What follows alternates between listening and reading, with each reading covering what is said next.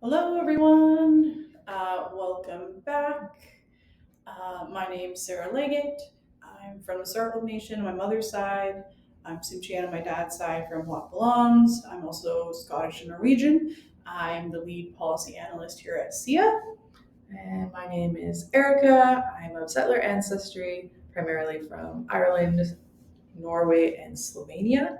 I'm the quality assurance lead with SIIA and have been part of this video journey for the past number of videos that we've made now. And as per the other videos that we've been releasing, just feeling it's important just to connect a little bit more and share a little bit more about who we are as we're doing these video series. This one's going to be on section 7, which is entitled Member Nations.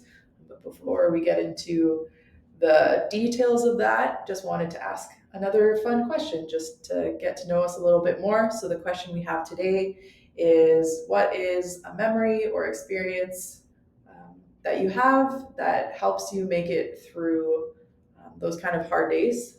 This work isn't easy work. And so what is a memory or experience, that you come back to? Like Erica mentioned, we felt it was really important to ground our videos in reminders of, why we are doing the work that we do. In reflection, I was thinking about, the past work I did with youth and Indigenous youth and children, and something that I tend to, reflect on are my experiences of witnessing Indigenous children and youth connect with culture.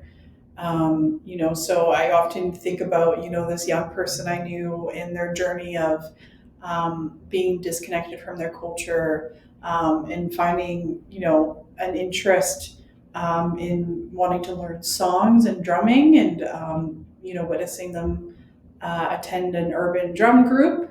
And then seeing them as they, grow and develop to eventually learning the songs and then leading songs.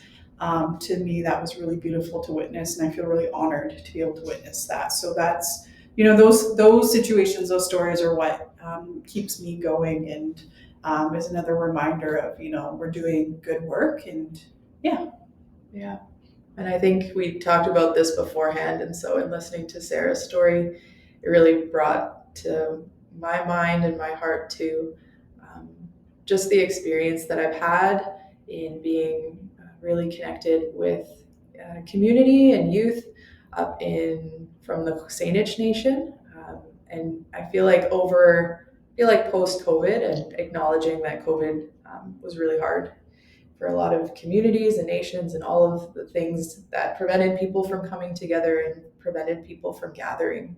And I think in coming out of COVID, seeing just leaders within the community start up these jam nights for all of community, but really seeing these young people come out. And I have tracked with these young people for years, and so seeing them in this journey where there was a time where they weren't really sure what their songs were. Weren't There were moments where watching other nations perform and didn't know what they could do. And then through these jam nights, through these gatherings, which have just grown exponentially, just seeing the confidence of these young people who, similar to what Sarah said, are leading songs, are leading jam nights, are leading these things and are all over the news. Even I see pictures of them just being so proud of who they are, and that's the excite that's what they love doing. 2 nights every week is going to these jam nights and practicing.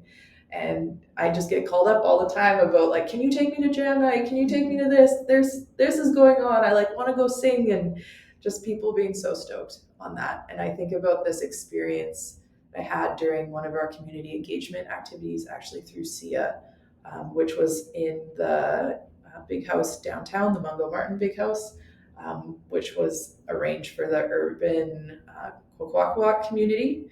And one of the community members brought her blankets, and there were drummers and singers. And during that night, our board speaker, Bruce Underwood, got up and after witnessing everyone dancing said, this is family. this is what we're doing here. Like, this is the safest place for children to grow up and learn who they are.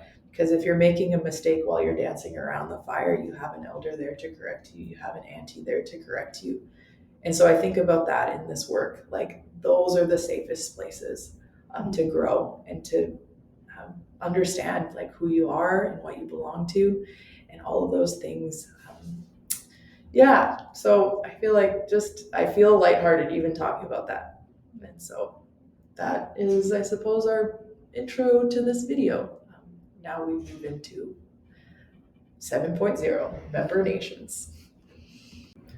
Okay, so SIIA is made up of 7 member nations, and within our law, we have to explain, clearly state who those member nations are. So we have Pachita, we have Sauk Nation, Sianu First Nation, Esquimalt Nation, Songhees Nation, Huachatlip First Nation, and Husaikum First Nation. And we're just saying like these are our member nations. Acknowledging too that this is not a static list, like it can change.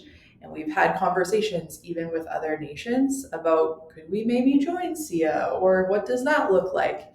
And so within the section of the law, we indicate that another Indigenous governing body, so a body representing Section 35 rights holders, can become one of SIIA's member nations and have all of the rights given to that list of those 7 nations under our law once they come on as a member nation. And it explains how to do that. They would pass a resolution to become a member nation, and then our member nations, so those 7 would have to support them joining as a member nation. And so then once a member nation is added, they can appoint a representative to our representative council. We'll ensure that services are transitioned smoothly from whatever other service provider they have been utilizing to SIIA, and also that the admission of a new member nation won't affect the definition of member nation's territory unless each member nation consents to the revised definition. We have kind of that map of our service delivery area, which covers the 4 school districts on South Vancouver Island. And so it's really just kind of those legal things, like you have to approve if things are getting changed and the member nations have to approve it. So, and then the opposite is also true in this section. Yeah, so 7.1.4 and 7.1.5 in the law just kind of outlines, how does a member nation then leave being covered under SIIA's law. So it just kind of outlines the process. It talks about the resolution, and then just talks about the inclusion of ensuring like all member nations are part of that process, that it's collaborative, and that it doesn't have impact on the member nations covered under the law. Yeah. So essentially, the section is our member nations, how you become a member nation, and how those member nations become a non-member nation if they decide that that's in alignment with their own principles of self-government, which are due to them as sovereign nations. So that section. All right. Thank you all for joining us. We hope you've been enjoying our video series so far. Please check out our website. Please check out, we have accounts on all social medias, TikToks. We like to share videos of, our board members and our community engagement sessions on there. Please feel free to reach out to us. Our contact info is on our website. If you have any questions, if you want more clarification on something that we covered, please reach out to us. We are more than open and happy to connect with you on an individual basis.